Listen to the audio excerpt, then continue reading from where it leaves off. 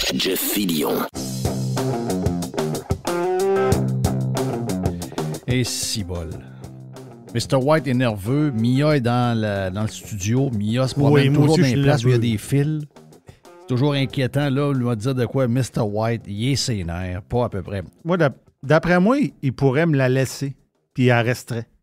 Mia, elle m'adore. Ah oui, elle t'aime donc bien, Mia. Elle est toujours après toi. Je sais pas. Toujours après toi. Oh, non, va pas là. Va pas là. Va pas là. Va pas là. Elle veut aller en dessous. Elle va se promener. Elle aime ça se promener dans les fils. Oui, je sais. Mais elle avance. Hein. Fait que là, les fils restent accrochés après. C'est ça, exact. Mais là, c'est les fils de la console. Très inquiétant, très inquiétant. Oui, c'est inquiétant. Est-ce que le chef du Parti conservateur du Québec, Éric Duhem, est de bonne humeur? Il est très de bonne humeur, Jeff. Bon, mais je suis content. C'est drôle, hein? Hier, je me disais, non, pas de nouvelles d'Éric. Puis Mr. White me dit, mais c'est drôle, il me dit ça matin, il dit, j'ai écrit hier, j'ai écrit à son attaché de presse. Puis là, finalement, vous êtes arrangé pour qu'on se voit, donc ça faisait longtemps. J'imagine que tu as plein de sujets. Commence par le premier, Éric. Ton histoire de cette semaine que j'ai vue, parce que là, ça commence à ruer d'un brancard dans plusieurs villes. Puis je te dirais, tu sais, des fois, on disait, on s'en va dans les plus petites villes, puis on est sûr qu'on n'aura pas trop d'abus, puis toute l'histoire de programmes de ci, puis de programmes de ça. Puis on va avoir un compte de dépenses, pas de dépenses, mais de taxes pas si mal. Mais là, dans beaucoup de petites villes, petits villages du Québec, des augmentations de taxes complètement folles. Oui. J'étais la semaine passée, je suis allé dans la municipalité de la Macasa, c'est au nord de Mont-Tremblant, entre Mont-Tremblant puis Mont-Laurier. Et j'ai rencontré des citoyens là-bas. La moyenne de hausse de taxes, c'est 35 %. Ouais. J'ai rencontré un gars, Fernand Roy. Lui, Fernand, il a une maison, c'est son ancien chalet qu'il a converti en maison puis il habite là. On s'entend que c'est pas du monde là, loadé, là. Et lui, ça fait plusieurs années qu'il est là. Il n'y a pas de service d'aqueduc, pas d'égout. Donc, il a son propre puits, son propre champ d'épuration qui paye à ses frais. Il est sur une route pas pavée, une route de terre qui mène à son chalet, son ancien chalet qui est devenu sa maison. Il payait 2900 $ de taxes par année. Il est rendu... Je vois Mr. White qui capote avec Mia. il est passé de 2900 $ par année à 4200 d'une shot. C'est fou, là. Il y a eu 41 % d'augmentation en un an. Il dit, j'ai aucun service. Ils m'ont déneigé, puis c'est tout. Il dit, je paye 4200 $. Puis là, ils disent, oui, mais monsieur, vos maisons ont monté parce que là, les Montréalais, ils font du télétravail maintenant, puis ils achètent des maisons à prix de fou dans le Nord. Fait que vous pourriez la revendre plus cher. Fait que si vous êtes peur de payer vos taxes, vendez votre maison. C'est donc bien débile, ça. Vous avez fait de l'argent, c'est une bonne nouvelle pour vous, monsieur. Il se fait dire ça. Ben, voyons donc, toi. C'est peur, hein, ça? Et là, il dit, ben oui, je veux pas vendre. Il dit, puis là, dans 2-3 ans, on le sait pas, là, le monde va peut-être retourner travailler dans les tours à Montréal, puis ici, ça va redescendre aussi vite que ça a monté. Mais le compte de taxes ne baissera pas, lui. Mais non, c'est ça l'affaire. C'est parce que, pourquoi le compte de taxes augmente? Parce que les dépenses de la ville augmentent. Parce que là, ils ont vu le buffet, ils se disent, hey, la valeur foncière a monté dans notre ville, les gens sont plus riches. Ce qui n'a aucun rapport en passant, là, parce que le gars, il n'est pas plus riche parce que sa maison a monté de 100 000. Là, lui, son salaire peut avoir descendu, en fait, pendant ce temps-là. Et donc, là, ils disent, la ville voit une manne, puis là, ils veulent passer à la caisse. Puis le gouvernement du Québec est en partie responsable de ça aussi. Il ne faut pas oublier, là, le gouvernement du Québec exige de plus en plus des plans de ci, puis des plans de ça, puis il exige un paquet d'affaires à des petits villages. Pareil comme si on était en plein centre-ville de Montréal.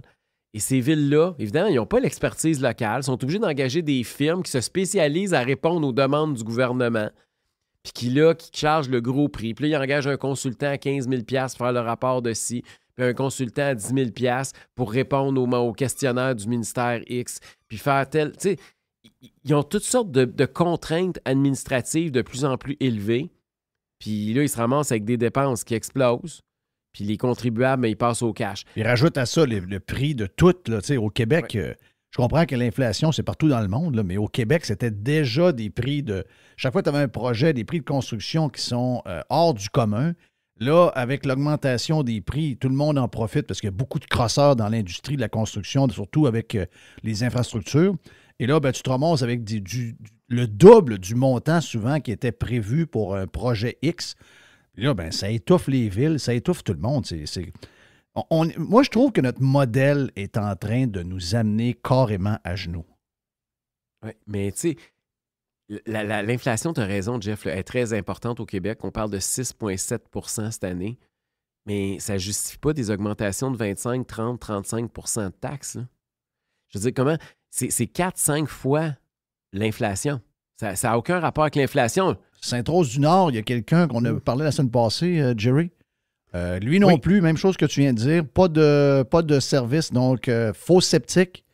Ensuite, eau avec un puits.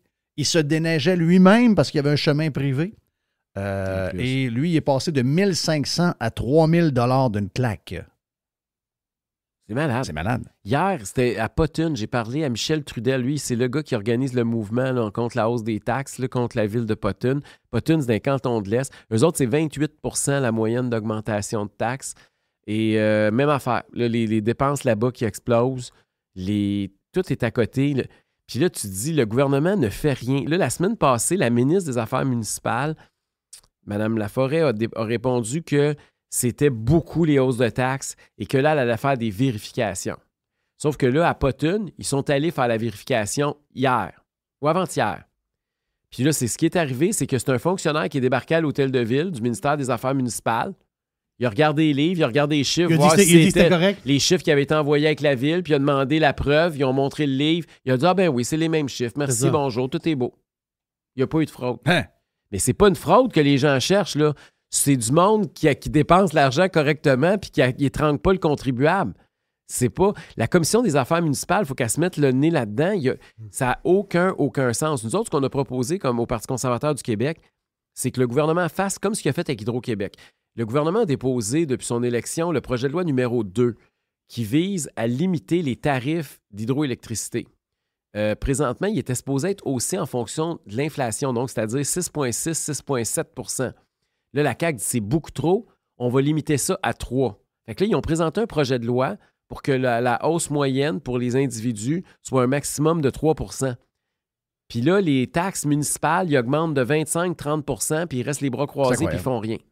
C'est incroyable. C'est hallucinant. Mais est-ce qu'il n'y a pas une histoire, là? Il se cache toujours derrière. Je me rappelle, on a eu des patentes de main avec la bombe. Puis là, on essayait de se tourner vers le gouvernement. Puis là, on se disait, non, selon les lois des villes et des municipalités, nous, on ne peut pas rien faire. Puis les villes, à l'inverse, disaient la même chose. Non, bien, nous autres, on suit les règles du gouvernement, donc c'est même pas nous autres qui fait ça. C'est vraiment le gouvernement, puis j'ai pas de recours. Donc, ils se relancent la balle d'un bord et de l'autre au point de dire qu'ils n'ont pas de recours jamais, jamais. Donc, qu'est-ce que tu peux faire pour contrer ce genre je ne sais pas, j'ai jamais vu, il doit y avoir un livre de loi là, qu'ils ont fait. Là. Oui. Mais il doit y avoir quelque chose de bien complexe qu'ils doivent s'accrocher après ça. Y a-t-il moyen de virer ça de bord? Ce que tu viens de dire là, la Fédération québécoise des municipalités est sortie la semaine passée pour rappeler la ministre à l'ordre. Et quand elle a dit ça, qu'elle allait vérifier et qu'elle allait leur demander des comptes. Et là, croyez pas, la ministre, les attachés politiques de la ministre se sont mis à écrire aux médias pour essayer de modérer ce que la ministre venait de dire en chambre. Ouais. Pour dire que là, parce que là, elle ne voulait pas partir en guerre contre les villes, tu comprends, contre les maires. Et là, mais elle a le pouvoir de le faire. Je veux dire, c'est pas acceptable. C'est le même contribuable, là. Le contribuable qui paye les comptes d'hydro, c'est le même contribuable qui paye ses taxes municipales. Il n'est pas plus riche parce qu'il paye un compte de taxes que s'il paye son compte d'hydro. Est-ce qu'on est... je te pose la question. Puis tu vas me dire, on peut faire l'analyse de la CAQ à grandeur. Tu sais, moi, j'ai aimé beaucoup de tes candidats qui avaient des formations académiques puis de l'expérience dans leur travail. Puis j'ai été surpris pour un petit parti qui commençait de la qualité. Pensons juste à Carême qui est avec toi au niveau de la santé. C'est impressionnant. La CAQ, ce qui m'impressionne, c'est... puis personne ne le dit, ça. C'est le monde de la politique en général. Puis au municipal, c'est beaucoup ça. On a des maires très communistes avec des CV un peu désolants, là. Beaucoup de journalistes de journal étudiants là-dedans. Mais ultimement, ce qui nous manque, c'est d'avoir des élus avec des postes importants, avec des CV qui fitent. Puis ça commence à être un problème, là. La qualité des élus. Tu sais, Mme Laforêt, c'est une bonne madame, là. C'est quelqu'un du Saguenay. Moi, je suis originaire du Saguenay. Je connais des gens qui la connaissent. Puis c'est une femme qui avait une CPE. Mais je veux dire, elle n'a pas de background municipal. Elle n'a pas de background comme conseiller municipal, ni comme mairesse, ni comme fonctionnaire. C'est un milieu qu'elle ne connaît pas. Écoute, c'est très noble d'être en charge d'une CPE, là, don't get me wrong. Mais je veux dire, Ça n'a aucun lien avec... C'est une tâche colossale qu'on lui donne là. Et elle n'a pas le CV pour ça. C'est souvent le cas de beaucoup de ministres à l'heure actuelle, puis de beaucoup de maires, comme tu disais aussi. Et là, comment on va régler ce problème-là? Qui va prendre le taureau par les cornes? Parce qu'on ne peut pas laisser continuer cette affaire-là, parce que des municipalités comme hier, je te donne l'exemple de Potton, où ça a augmenté de 28 % là, ils n'ont pas encore changé le rôle d'évaluation. C'est-à-dire que la grosse hausse de l'évaluation municipale n'est pas encore entrée en fonction. Ça va être l'année prochaine. Ça veut dire que ce n'est pas impossible qu'il y ait une autre hausse l'an prochain de 20 quelques %. À un moment donné, ça n'a aucun sens. Les taux de taxation, on est déjà les plus taxés du continent. Si en plus, on laisse les municipalités abuser... Puis je suis pas en train de dire que les municipalités ont tort sur toute la ligne. Comme j'ai dit tantôt, le gouvernement leur impose de plus en plus de contraintes qui coûtent un bras et une jambe. L'autre problème, c'est sûr que les demandes, comme on disait tantôt, là, par exemple, le déneigement, c'est sûr que ça a augmenté plus parce que l'essence a monté, parce que, etc. Là. Puis c'est sûr que le gouvernement du Québec, avec une économie en inflation, lui, a vu ses revenus augmenter. Oui. Et les municipalités, ils ont juste une source de revenus, c'est les taxes municipales, c'est la taxe foncière. Fait qu'ils n'ont pas de diversité. Oui, mais là, ce qui est épeurant, je sais ce qui va arriver. Ils vont se négocier à un moment donné un bout de la taxe de vente, mais au lieu de prendre le bout qu'ils ont déjà de 10 % ils vont nous mettre ça à 16 % total avec le fédéral. C'est ça qui va arriver. Mais non, mais c'est pas ça qu'il faut qu'il fasse. Il faut que le gouvernement sortir de là puis que lui coupe ses budgets. Ben, c'est clair. Tu peux pas... mais c'est vrai que les villes, ils ont juste une source de revenus. C'est vrai que quand il y a une économie qui fait de l'inflation, c'est le gouvernement du Québec qui passe la gratte. C'est pas pour rien que le gouvernement, l'argent rentre, là. Parce que, veut pas, les gens, tu sais, vos braquettes d'imposition, là, ils n'ont pas monté.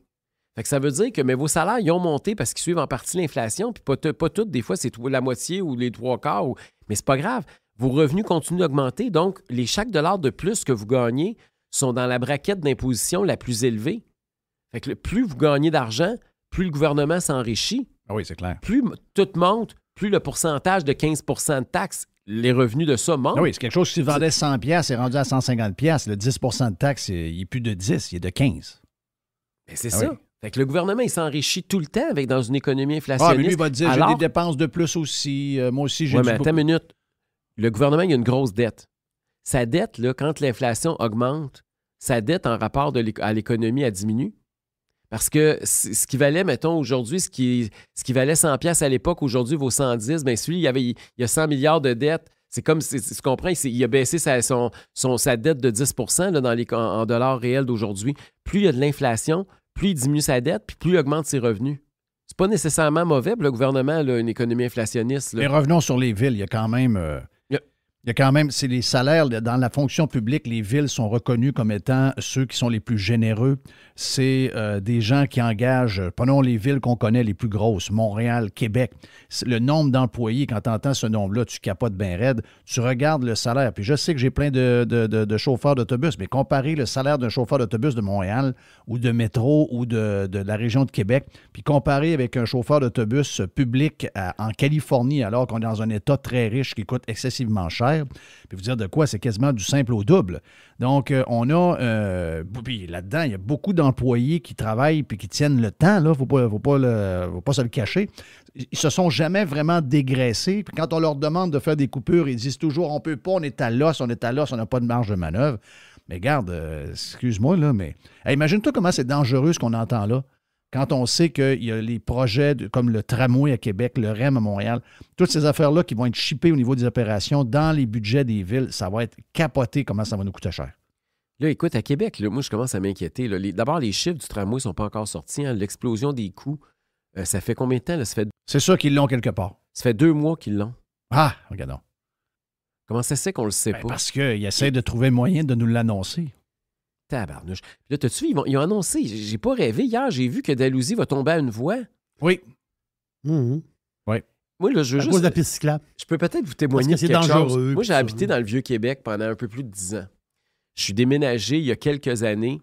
La raison principale, c'était le stationnement puis la circulation automobile. Oui, ça, c'est clair. OK? J'étais écœuré que plus personne ne pouvait venir me voir, qu'il n'y avait plus de place pour stationner, qu'il y avait toujours des bouchons.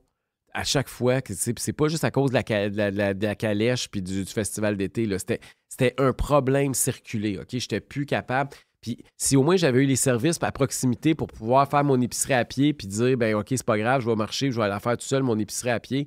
Mais non, t'as pas de service, fait que t'es obligé de prendre ton char. T'es otage de ton char quand t'habites dans le Vieux-Québec, beaucoup plus que quand t'habites bizarrement en banlieue. Puis deuxièmement, t'as des contraintes à l'automobile qui sont capotées. Là, qu'est-ce qu'ils font? Ils veulent réduire la circulation automobile. Là, ils vont congestionner encore plus d'Alousie. Vous vous souvenez? Je me souviens pas c'était quand. C'était il y a 1 an ou 2, là, quand les vagues avaient commencé à monter puis il avait fallu qu'ils ferment d'Alousie puis ça avait complètement congestionné le Vieux-Québec. Là. Ben oui. Et fait que là, ils réduisent ça. Après ça, ils jonglent avec l'idée de mettre des permis là, pour certains secteurs pour que les gens ne puissent pas rentrer, pour ne pas circuler en automobile. Je veux dire, puis après ça, ils se plaignent puis ils se demandent pourquoi le monde vit de moins en moins dans le Vieux-Québec. Oui. Pourquoi le Vieux-Québec est en train de mourir. Pourquoi aussi le tramway n'a pas d'acceptation sociale. Donc, toutes ces raisons-là, ça s'accumule. Là. Fait que, tu sais, tu te dis, là, mais qui va aller vivre là? Si t'as pas de qualité de vie, le monde s'en va. Fait que toute leur politique, s'ils se demandent pourquoi le Vieux-Québec est en train de se vider, puis ça devient une ville fantôme. C'est 492 résidents de moins. Ça, c'est le recensement de 2021. Je suis un de ceux-là. T'es parti, toi? Ben oui, je suis parti. Fait que puis la personne qui a acheté, devinez c'est qui? C'est un Américain qui va venir une fois par année ou 2. Parce que ça, eux autres, les Américains aiment ça, ils tombent en amour avec ça, bien riches, ils ne savent pas quoi faire avec leur argent. Ils achètent un condo dans le Vieux-Québec, c'est plein. Là, des Européens, des Américains, c'est plein. Au moins, ils viennent. Puis ils viennent une fois par année ou 2. Oui, mais c'est parce que l'appartement est vide tout le reste de l'année. Là, pour le Vieux-Québec, c'est pas bon. Pour les restos, ces affaires-là, c'est pas bon. Là. Pour les commerces, là, c'est si rien, le gars veut là. faire du Airbnb, on va l'écœurer jusqu'au temps qu'il arrête. Ah, ça, Voilà, c'est c'est impossible. ça. Non, tu peux pas, t'as pas le droit de faire de Airbnb dans le Vieux-Québec. Oubliez oui? ça, pensez-y même pas. Ça, c'est un problème. Mais parce que t'es trop proche des hôtels. C'est très drôle. Non, mais c'est parce qu'il y a une distance à vol d'oiseau il y a tellement d'hôtels dans le Vieux-Québec que le secteur est pratiquement impossible à faire du Airbnb. Moi, je suis dans le coin je suis pas loin de South Beach. Je peux te dire qu'il y a des hôtels pas mal. Puis si je veux avoir du Airbnb, je suis à côté après un hôtel. Là. D'après moi, ça se fait ailleurs. Eux autres sont drôles. Ils me font bien rire. Non, mais c'est parce qu'il n'y a pas de réglementation contre ça chez vous, là, mais ici, il y en a, là, c'est sûr. Là. Puis fait que c'est ça. Fait que le Vieux-Québec va mourir s'il continue comme ça. Puis ils vont. C'est exactement. Ils ont les politiques. S'ils veulent chercher qui sont les responsables, il va falloir que ça achète un miroir. Oui. Qu'est-ce que tu as comme autre sujet? Parce que tu me dis, il faut parler des taxes, mais ça fait tellement longtemps qu'on t'a pas vu que tu as certainement d'autres affaires que tu ne m'as pas parlé en dehors des taxes. J'ai plein de sujets que je veux te parler. Veux-tu qu'on te parle? Veux-tu que je te parle de santé? Veux-tu que je te parle de... Arrête! On n'a pas de problème. OK, tout va bien. On va parler des sujets où ça va bien d'abord. Oh, oui, tout va bien. Où ça va un peu mieux. Là, Mia, la chape, qu'est-ce qui se passe? Il y a quelqu'un qui est arrivé puis elle n'est pas contente. Je veux te parler des... on peut parler de... Tu suis-tu un peu ce qui se passe au fédéral, là? On peut parler d'immigration aussi, si tu veux, tu peux parler du chemin Roxham, qui, d'après moi, va être au cœur de... c'est au cœur de l'élection fédérale. Moi, j'en parlais un peu plus tôt, puis je disais, écoute, il y a peut-être une possibilité pour Poilievre de bâtir là-dessus. Puis l'autre affaire, c'est que je pense que François Legault essaie de se servir du chemin Roxham pour faire du millage politique, pour essayer de couper, s'il y en a une dans la montée, s'il y a une montée du, comment je peux dire ça, là, du nationalisme ou de la séparation avec le PQ, ils sont en train de se servir de ça pour rouler avec le chemin Roxham, pour se faire une belle, se faire une game avec ça. Là. Sauf que le résultat, c'est zéro. Là. François Legault, il intervient, il envoie des lettres, il fait des sorties coup de gueule, mais le résultat, c'est zéro. Il n'a pas empêché une seule personne de traverser illégalement la frontière depuis le début de ses interventions. Là. Tout ce qu'il y a, c'est des lettres polies de Justin Trudeau qui dit que c'est intéressant, merci beaucoup, on prend bonne note de ce que vous voulez, mais qui ne respecte absolument rien de ce qu'il désire. Je pense, François Legault, c'est souvent ça. Hein. C'est souvent là, bien paraître, faire des grosses sorties et avoir l'impression qu'il est hyper nationaliste. Mais quand tu regardes le résultat, au bout du compte, c'est un gros zéro. Il n'y a pas de résultat. Ça a été la même affaire, la conférence sur la santé, sur le financement de la santé avec le fédéral récemment. Là. Il revenait avec 1/6 de ce qu'il demandait, puis il y a des nouvelles conditions fédérales où il va être obligé de partager nos données avec le fédéral qu'il n'y avait pas avant. Je veux dire, il y a toujours des gros discours nationalistes, mais pas de résultats. Moi, quand je l'ai rencontré le mois de janvier, le mois passé, je dis, Monsieur Legault, on devrait partir les 5 chefs ensemble, s'en aller à Ottawa, aller rencontrer tous les députés fédéraux, puis dire qu'il n'y en ait plus question, puis dire qu'on est unanime. Parce que l'Assemblée nationale est unanime là-dessus, supposément. Là. Mais il veut pas parce que Ils sont unanimes sur il veut. quoi? C'est quoi leur solution? Ben écoute, j'ai fait un échange avec Québec solidaire, le Parti québécois puis les libéraux samedi passé à la radio de Radio-Canada avec Denis, pas Denis, mais comment il s'appelle? Gravel. Voyons, Alain Gravel, c'est ça. Ah oui, il est encore à TV? Il est en radio. OK, il est en radio. Ah oui? Il est en radio les week-ends. Et puis, on avait un échange là-dessus. Tout le monde est d'accord pour dire que ça n'a pas d'allure, qu'il faut fermer le chemin Roxham. Là-dessus, tout le monde est d'accord. Mais là, c'est juste que la solution, la façon de faire, il y en a qui sont plus... Nous autres, puis le PQ, on dit, ben là, on n'a pas compliqué. Là, on barre le chemin, ça finit là. Le Québec solidaire, les libéraux, c'est c'est bien compliqué. Mais tu sais, c'est drôle, hein, mais quand... Essayez de traverser dans le sens contraire. Vous allez voir que l'autre bord, les responsables américains vont vous arrêter, les policiers américains vont vous arrêter assez vite. C'est pas très compliqué pour eux autres. Là. Fait que c'est ça. Mais au moins, tout le monde est d'accord pour dire qu'il faut que ça arrête. On est rendu qu'on est sur le point d'avoir plus d'illégaux qui rentrent que de légaux. C'est fou, là. Pensez-y 2 minutes, là. Tous les discours sur l'immigration francophone, puis tu sais, le Legault qui se pète les bretelles pendant la campagne électorale, ça donne quoi si la majorité qui rentre, de toute façon, sont illégaux? Le chemin Roxham, en grande partie. Bien, ils viennent d'un peu partout, là, parce que là on le recense même plus parce qu'il y en a qui restent même plus au Québec après. Mais historiquement, ça venait beaucoup d'Haïti. Mais ça s'est beaucoup diversifié. Là, maintenant, c'est worldwide. Là. Puis là, maintenant, tu as vu aussi que la ville de New York finançait leur transport jusqu'au chemin Roxham. Très drôle, ça. Ils financent pour qu'ils s'en aillent de leur pays.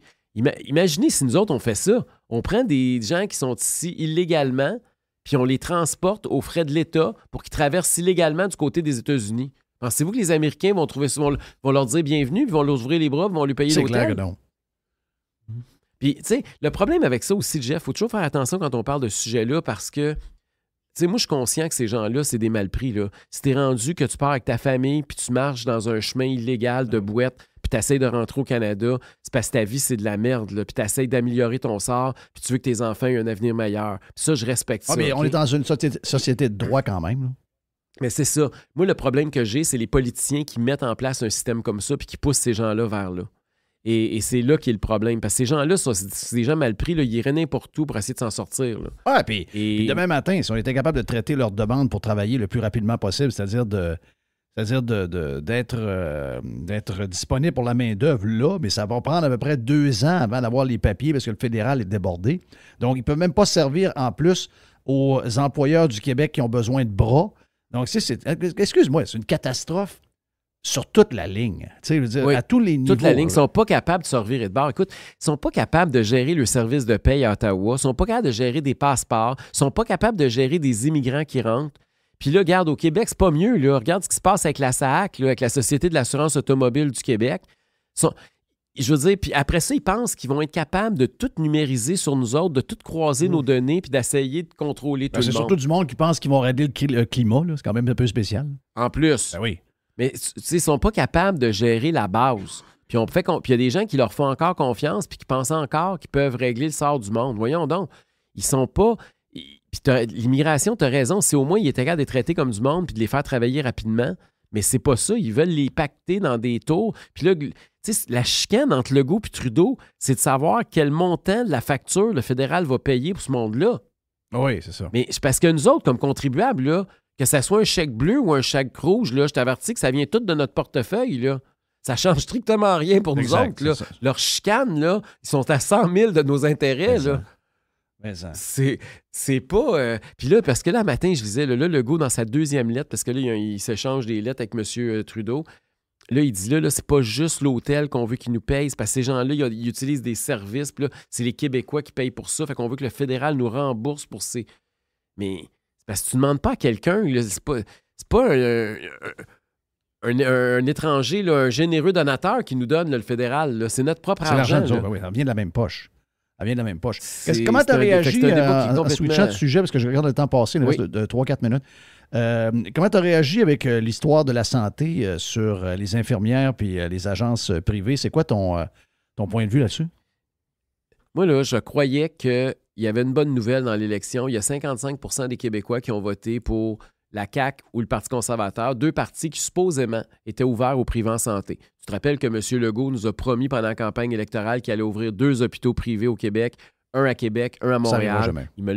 Il me l'a rappelé le mois passé. Il m'a dit qu'il était très, très, très pressé. Ils ont donné le mandat à Yuri Chassin, leur député de Saint-Jérôme, qui n'était pas content d'être ministre. Ils ont donné comme mandat de s'assurer de mettre en branle les processus. Il m'a même dit qu'on partirait en appel d'offres bientôt. Yuri! Mais il n'y a rien de fait là, au moment où on se parle. Il est au Pérou. La première chose qu'ils font, c'est qu'ils interdisent, ils veulent éliminer la partie privée du système de santé qui fonctionne actuellement. Oui, c'est ça. C'est ça qui est plus drôle. Ils ont été élus en disant qu'ils allaient ouvrir la porte pour plus de privés en santé. La première chose qu'ils font, ils éliminent ce qui était privé dans la santé. C'est complètement fou, là. Ils font 100% le contraire de ce qu'ils nous ont dit. Fait que c'est comment je réagis. Mais je réagis mal, c'est sûr. Je trouve que c'est des menteurs. Je veux dire, c'est quoi la solution à ça? Autrement? Écoute, tu as des infirmières qui se font bardasser par des boss qui n'ont pas de morale et qui n'ont pas de cœur. De demander à des gens qui ont travaillé pendant des heures et des heures de temps puis qui viennent de faire une nuit, puis 7h30 le matin, puis tu vas rester jusqu'à 4h après-midi. Voyons donc, moi, si j'étais infirmière, je peux te dire de quoi, j'aurais crissé mon camp de cette job-là, ça fait longtemps. Donc, eux autres sont maltraités, mais en même temps, le syndicat leur dit que c'est le boss qui mérite d'avoir. Les syndicats sont quasiment de connivence avec les boss. Ils ont bien beau se crier des affaires par la tête. La vérité, c'est que les syndicats ne demandent jamais au nom des employés de privatiser le système de santé, que ce soit des opérateurs d'hôpitaux à travers le monde qui viennent opérer nos hôpitaux ou encore même que des compagnies d'ici commencent à bâtir une expertise pour le faire. Mais une chose est sûre, c'est que, mettons, demain matin, tu es au pouvoir, là, la job est là pareil. Il n'y a plus d'opérations qui se font parce que quand les gars arrivent, moi je connais des chums qui opèrent, ils sont prêts à opérer 4-5 personnes dans la journée, les patients sont là, les jaquettes sont mises, ils sont sur le bord de se faire piquer. Et là, finalement, les opérations sont cancellées parce qu'il n'y a pas d'infirmière. Donc, c'est un problème majeur dans l'histoire. Au-delà des médecins de famille, urgence, première ligne, je veux dire, là, on est en train de créer de plus en plus de provinces. C'est un système qui n'est pas sauvable, finalement. Non, mais Jeff, c'est pas en éliminant les agences privées que tu vas le régler. Ben non. Les agences privées, là, il y a combien de filles? Puis ça, c'est la question que j'aurais voulu... Je suis frustré de ne pas être à l'Assemblée nationale ou qu'il n'y ait pas de députés conservateurs à l'Assemblée nationale parce que la question qu'il aurait fallu poser, évidemment, les 3 autres partis la poseront jamais. La question, c'est combien d'infirmières vont quitter le réseau à cause de la décision du ministre Dubé? Parce qu'il y a des centaines, peut-être même des milliers d'infirmières qui ne retravailleront plus jamais dans le domaine de la santé au Québec à cause de cette décision-là. La décision du ministre, c'est de retirer des travailleurs de la santé du réseau. C'est pas juste des infirmières. Là. Il va y avoir des préposés aux bénéficiaires, il va y avoir plein de personnels soignants qui vont quitter le réseau. Combien de centaines de personnes vont quitter le réseau? Fait en quoi ça va améliorer les services puis les soins aux Québécois alors qu'on a une pénurie de main-d'œuvre d'enlever du monde dans le système de santé? C'est ça la question qu'il faut y poser. Mais il n'y a personne qui y pose. Les 3 autres partis trouvent que il va pas assez loin puis que le privé en santé, il faut éliminer ça. C'est pas encore assez juste les agences. Il faut éliminer tout ce qui est privé en santé. C'est un dogme. Ils sont pognés dans une religion où ils pensent que si c'est à part un monopole public, il n'y a rien qui est bon en matière de santé. Puis le réseau a beau couler de tout bord, de tout côté. Les preuves sont accablantes, mais ils continuent par idéologie à être complètement aveuglés. C'est triste, là, mais c'est aussi simple que ça. Jerry, il y a un journaliste, il y a un journaliste de Radcan, quand la nouvelle est tombée là, du ministre par rapport à ça, il y a un journaliste de Radcan qui a rapporté cette nouvelle-là, puis en dedans de 1 minute, il a reçu 3 messages de personnes, d'infirmières qui disaient « Non, moi je rentre pas, je reviens pas dans le réseau public, je vais démissionner, je vais aller faire d'autres choses dans la vie. » Le gars, il venait de mettre la nouvelle. Puis c'est un journaliste de Radcan, on s'entend-tu? C'est ceux qui écoutent Radcan. C'est peut-être pas les gens les plus craquants en ville, là, mais je veux dire, ces 3 infirmières-là, ils ont dit « goodbye ». Fait que, en réalité, là, moi je dis que c'est plus que la moitié qui vont dire « goodbye ». Moi, je vais vous lire un texto qui m'est rentré dans les minutes qui ont suivi d'un gars, écoute bien ça, un membre qui m'écrit « Ma femme travaille en ce moment. Elle a discuté avec les 7 agences qui étaient dans la cafétéria avec elle ce midi. Il était 7 filles d'agence. 6 m'ont changé de domaine plutôt que de retourner travailler pour le public, incluant ma femme. » Puis là, il me donne le nom de l'hôpital puis le nom du département. Il n'y a pas une. Mais sais-tu quoi? Arrêtez de penser qu'il va faire ça, là. Arrêtez de penser que Dubé va faire ça pour vrai. C'est des gens qui menacent, puis ils menacent avec des fusils à eau. Ils n'ont aucun pouvoir. Ils ont fait ça avec les histoires de vaccins. Ils ont même essayé de faire croire au monde qu'elle allait crisser dehors. C'est des gens qui menacent, mais c'est du monde qui... C'est pas des doueurs. C'est juste des raconteux. Non, mais Jeff, c'est dangereux. Il menace pour rien. Je veux dire, il y a tellement de problèmes dans le système de santé. Tout ce qu'il y a à faire, c'est d'essayer d'éliminer du monde puis d'offrir moins de soins. Ben c'est ça, c'est ça sa priorité. C'est ça qui est capoté. Là. Je veux dire, il y a tellement de chantiers à entreprendre dans le système de santé. Il y a tellement de failles que lui, tout ce qu'il a trouvé, c'est... Puis pourquoi il fait ça? C'est la question qu'il faut se demander, c'est pourquoi il fait ça. Parce que politiquement, c'est la chose la plus facile à faire. Oui, mais c'est ça, mais c'est dans la culture de la CAQ. Identifier le bon et utiliser le mauvais qu'on vient de déterminer pour être sûr qu'on ne se fait pas frapper dessus. Ça a toujours été ça, là. Ils divisent pour mieux mener, là. Ils veulent s'assurer que les syndicats ne sont pas contre eux. Ils achètent la paix. Ils s'assurent que les 3 autres oppositions les suivent comme des moutons.